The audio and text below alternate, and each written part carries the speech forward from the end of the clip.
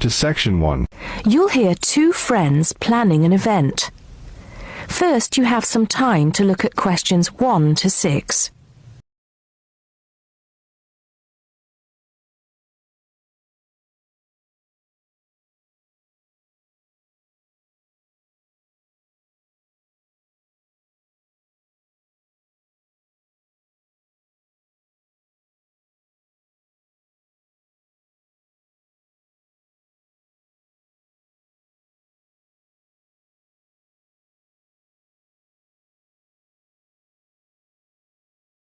Now we shall begin.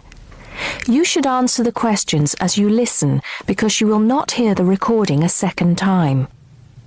Listen carefully and answer questions 1 to 6. Hello, Joan. I'm glad you could come. Hello, Peter. What's up? Is something the matter? No, everything's fine. It sounded urgent on the phone. Did it? It's just that I've had this idea and I wanted to see how soon we could get it off the ground. Well, don't keep me in suspense. You know they're planning to close down the local clinic. It was in the newspaper yesterday, but most people have actually known for some time. Well, I thought we should do something about it. What did you have in mind? I thought we could organise a charity event and donate the money to the clinic. I know it doesn't sound like much, but it will show the local council how we feel and that we mean business. That'll take quite a lot of organising. Why don't we just hold a protest outside the town hall? A protest would take just as much organisation as an event like this. Besides, I think fewer people would turn up. A village fair or something like that would attract more people and get money for the clinic. People are more generous when they're enjoying themselves. OK then, it sounds good to me. How do we start? First, we put our heads together and come up with a list of people who'll be willing to help and people who can provide us with some of the things we need. For example, we might need a caterer to provide refreshments, a rock band for entertainment, tents and so on. Then, we do a lot of telephoning around and try to get everybody together at the same time in the same place. Sounds like a lot of work to me. But that's only the beginning. First things first, though. Let's decide now on who to get to the initial meeting and where and when to hold it. Fine. Well, the village hall would be the best place to have the meeting. It's not as big as the youth club, but it's warmer. There'll be no problem getting permission to use it. But I suppose it depends on how many people we invite. We don't want too many, otherwise the meeting will go on too long and nothing will get decided. But the village hall is a good idea. It's more official than having it in someone's living room. How many? 6 or 8 people to start with? 10 at the most? OK, now we have to decide on a suitable day and time. Suitable to everybody, I mean. A Saturday or Sunday would seem to be the best choice because people aren't at work on those days. But they may not like the idea of giving up a part of their weekend for a meeting. Unless we persuade them it's for a good cause, or that it's to their advantage, and that it'll all be a lot of fun. We'll provide refreshments, of course. What if some don't want to give up their weekend? Then we'll give them an alternative.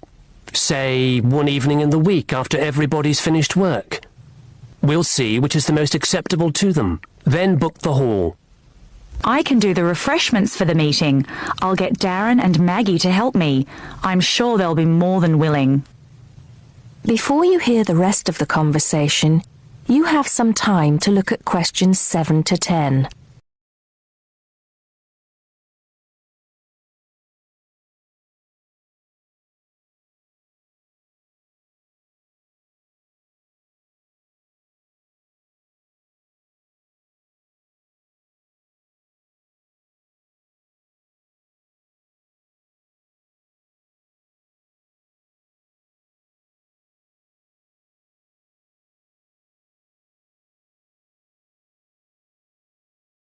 Now listen and answer questions 7 to 10. So, what's next on the agenda? A list of who we want at the meeting. Yes, of course. Obviously, we want someone from the clinic. I think Dr. Perkins would be best. He can tell us exactly what the financial situation is there. You know, how much money it takes to keep the place running, and how important it is for the community to have the clinic. The vicar too. He can rally lots of support. And Mr. Sims, our Member of Parliament. He is very busy, but I think I can persuade him to come, or get his wife to persuade him to come. I see her quite a lot socially. That's great. 2 other people I have in mind are Freddie Smith. The journalist? Yes. Well, he's the editor of the local paper now, and might be useful. He might let us advertise for free, and he'll know how to go about getting leaflets and posters printed. That's another thing. We'll need volunteers to put leaflets through people's doors and stick up posters all over the place. We can decide that at the meeting. What about the other person? What other person? You said you had 2 people in mind, Freddie Smith and... Oh, yes, Mr. Gates. Mr. Gates. Do I know him? You must do. He owns Greatfields Farm. We need a large area to hold the fete. Right. So how many have we got then? 7 or 8? There's Dr. Perkins, Mr. Sims, that journalist... Freddie Smith, you mean? Yes, him. And the vicar and Mr. Gates, the farmer. That's only 5. There's you and me, that's 7. That will do for now. Let's start making phone calls. That is the end of section 1. You now have half a minute to check your answers.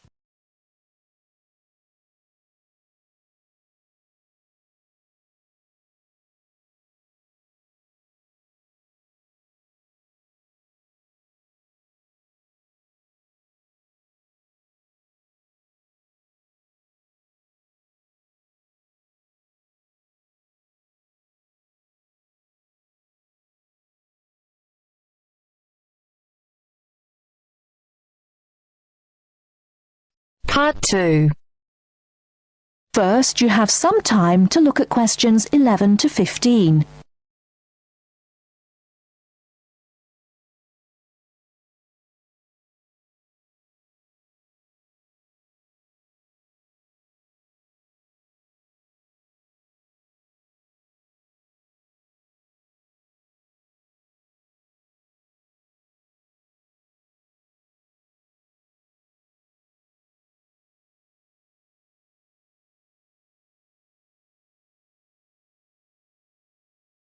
Now, listen carefully and answer questions 11 to 15.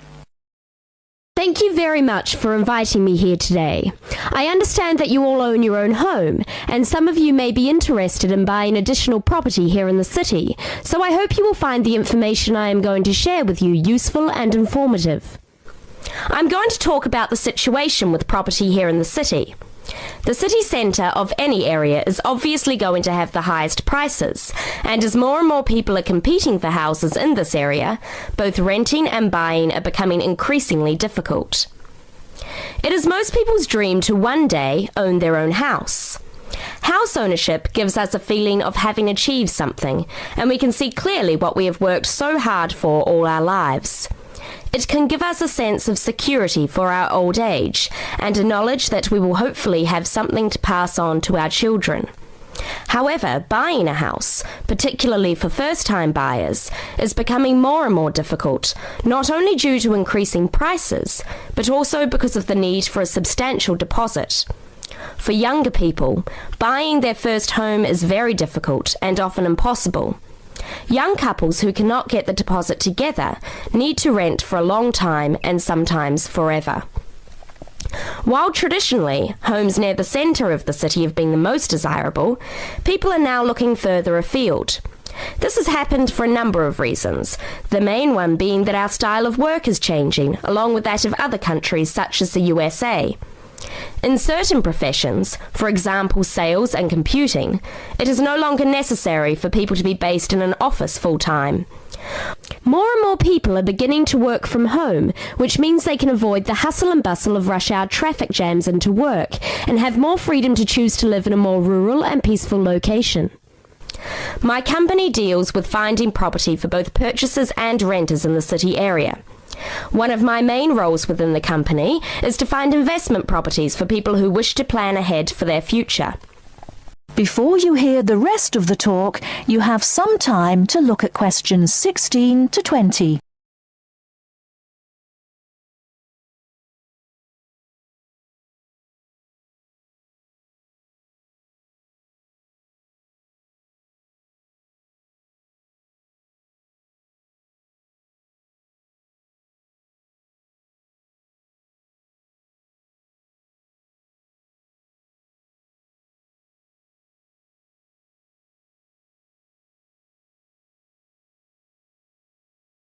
Now listen and answer questions 16 to 20. An investment property is usually at the cheaper end of the market. People buy investment properties not to live in, but in addition to their own home in order to rent it out to other people. The advantage of putting your savings into property for the future is that you can be pretty certain that, as a long-term investment, your money will safely increase in value in line with inflation. Many people are turning to property investment instead of pension schemes, as we hear the horror stories of countries such as the UK, where people have invested all their lives into their pension schemes to find that now their money is relatively worthless. Houses automatically earn what is known as capital gains. That is, for every year you own the property, it becomes more valuable and often gives a better rate of interest on your money than most banks do.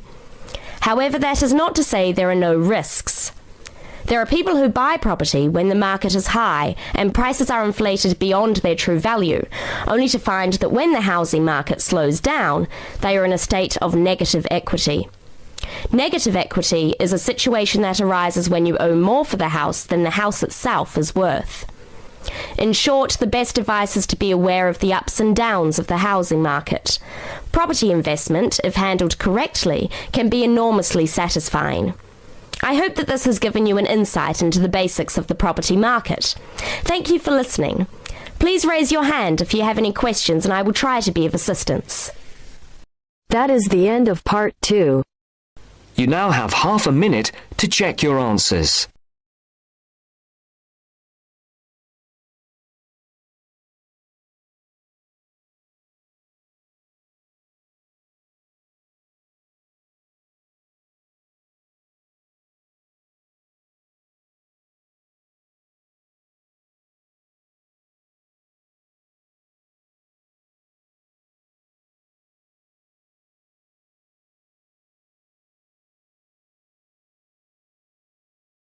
Now turns to part 3. Part 3. We'll hear two business studies students, Evelyn and Mark, preparing for a seminar presentation. Before you hear the conversation, you have some time to look at questions 21 to 25.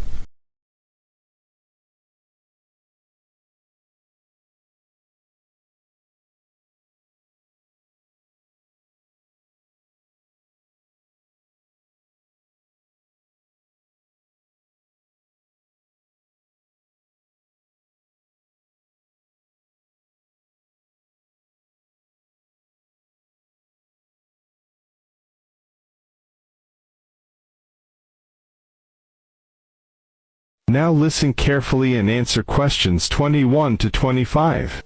Well, I think the marketing of food would be a good topic. I read a very interesting article the other day about the Canadian food market. I suppose everybody's interested in food, even if it's trying not to eat. Why Canada? I know that's where you come from, but isn't it just all North America, really? No, that's why I thought this article was interesting. Although lots of U.S. companies are well established in Canada, and vice versa, there are still subtle differences between the two markets. It says here, the Canadian market is definitely not a northern clone of the US. I like that. And it says that if you understand these differences, it can have a big impact on successful food marketing. So I know that Canada has a big French-speaking population in Quebec. Is this what they're referring to? Not only French and English speakers, there are many different ethnic groups in Canada. It's really quite multicultural.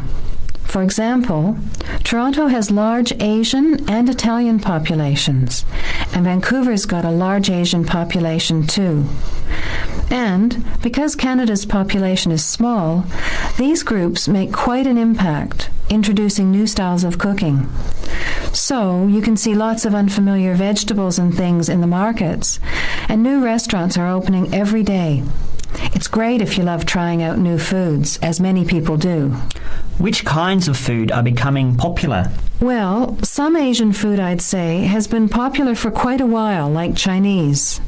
But now, Southeast Asian restaurants are becoming very fashionable.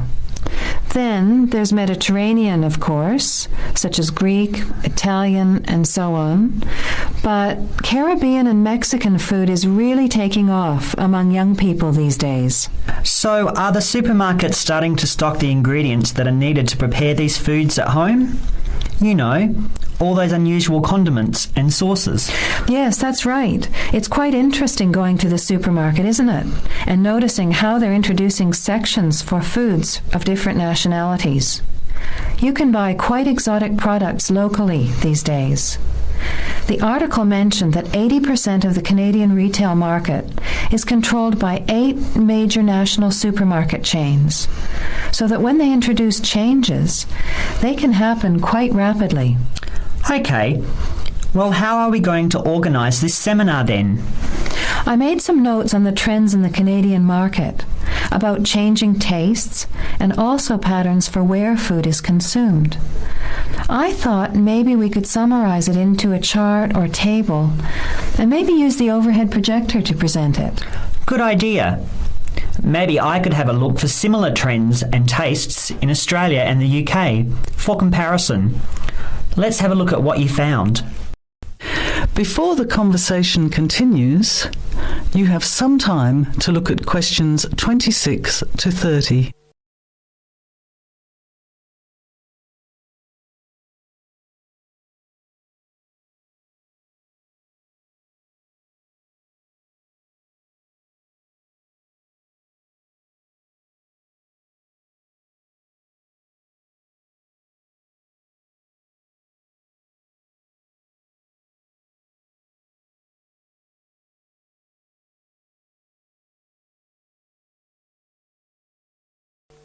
Now, as the conversation continues, answer questions 26 to 30. The most significant trend, it seemed to me, was that Canadians are definitely interested in healthy food. For example, did you know that salads are the 3rd most commonly eaten food in Canadian restaurants? Really? What about organic food then? Is that becoming more popular? Yes, it's definitely moving into the mainstream compared to a few years ago.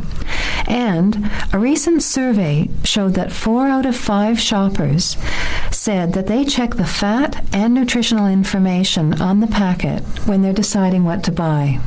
What other trends did you find out? There's one change I noticed straight away when I was home last year in the meat department. You know, here the meat packaging says rump steak or 4-quarter chops and so on. Well, they discovered that most consumers these days didn't know what to do with these roasts and rounds and ribs. So the government approved a new naming system for cuts of meat, which is related to the required cooking technique. What a good idea. I've never really understood the difference between sirloin, rump, round, and all those names. So how many new categories are there? 8.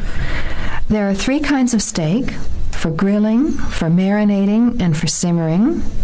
And then there's what they call quick-serve beef, for stir-fries, I suppose.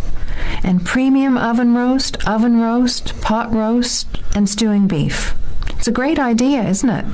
I hope it catches on here. I agree. Any other trends that you thought were significant? Well, what's really interesting is what the article called mobile meals. In other words, more and more Canadians are eating meals away from home, but not just eating more junk food.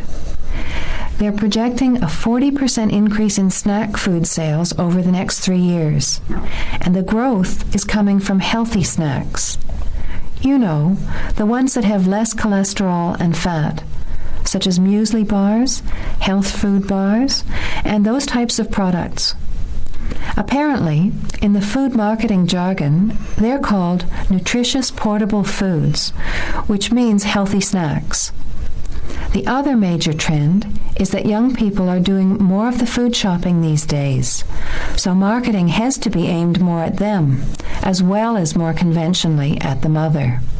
Thanks, Evelyn. I think we'll have an interesting discussion about these trends and the comparisons with other English-speaking countries. I'll see if I can get some information about them to compare with yours, and meet you on Friday to put it together. See you then. Bye. That is the end of part 3. You now have half a minute to check your answers.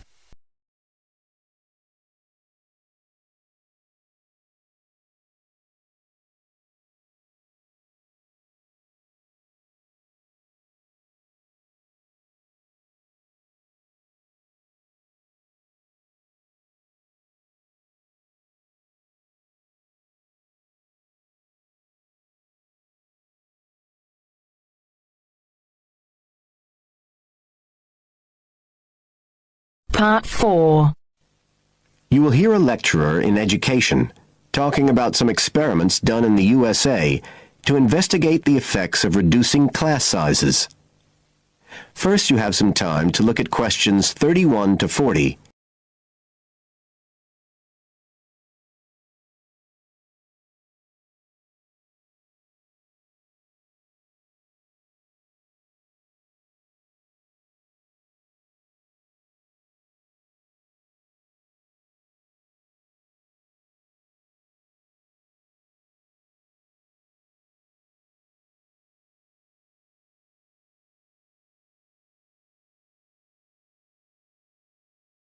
Now listen carefully and answer questions 31 to 40. All over the world, there are passionate arguments going on about how educational systems can be improved. And of all the ideas for improving education, few are as simple or attractive as reducing the number of pupils per teacher. It seems like common sense.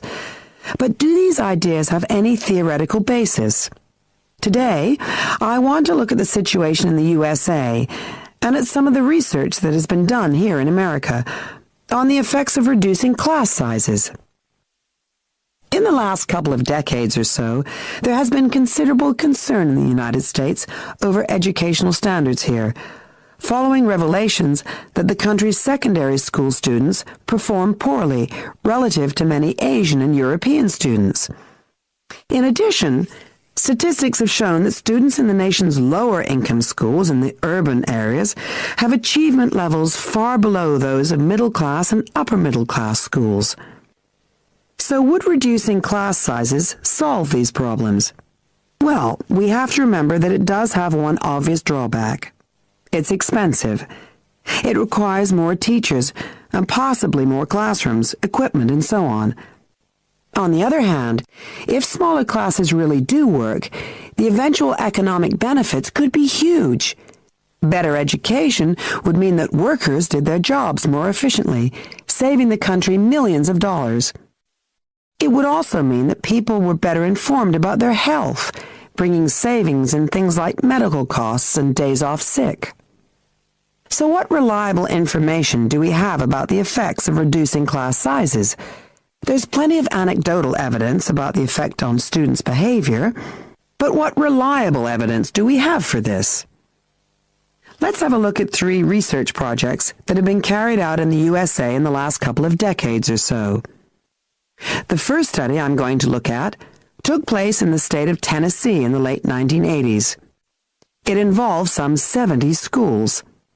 In its first year, about 6,400 students were involved, And by the end of the study, 4 years later, the total number involved had grown to 12,000. What happened was that students entering kindergarten were randomly assigned to either small classes of 13 to 17 students or regular-sized classes of 22 to 26. The students remained in whatever category they had been assigned to through the 3rd grade, and then, after that, they joined a regular classroom. After the study ended in 1989, researchers conducted dozens of analyses of the data. Researchers agree that there was significant benefit for students in attending smaller classes, and it also appears that the beneficial effect was stronger for minority students. However, there's no agreement on the implications of this. We still don't know the answer to questions like how long students have to be in smaller classes to get a benefit, and how big that benefit is, for example. The second project was much larger and took place in California. Like the Tennessee study, it focused on students from kindergarten through to grade 3, but in this case, all schools throughout the state were involved. The experiment is still continuing, but results have been very inconclusive, with very little improvement noted. And the project has, in fact, also had several negative aspects. It meant an increased demand for teachers in almost all California districts. So the better-paying districts got a lot of the best teachers, including a fair number that moved over from the poorer districts. And there were a lot of other problems with the project. For example, there weren't any effective procedures for evaluation. All in all, this project stands as a model of what not to do in a major research project.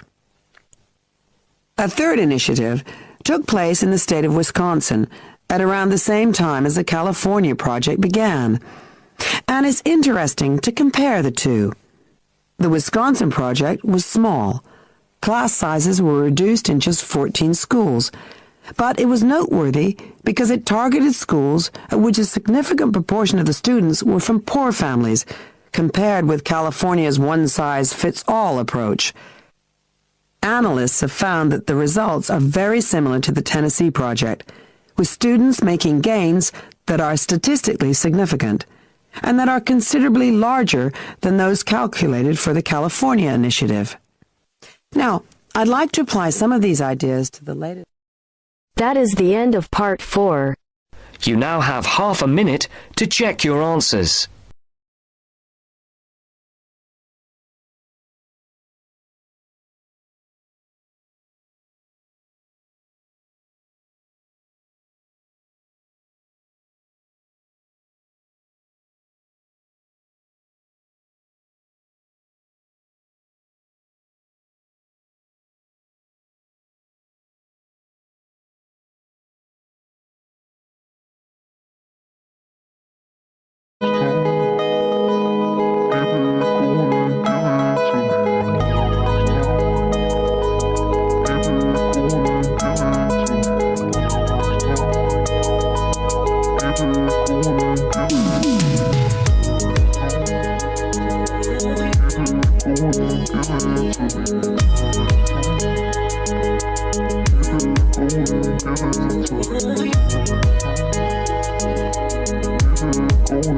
Give it to me.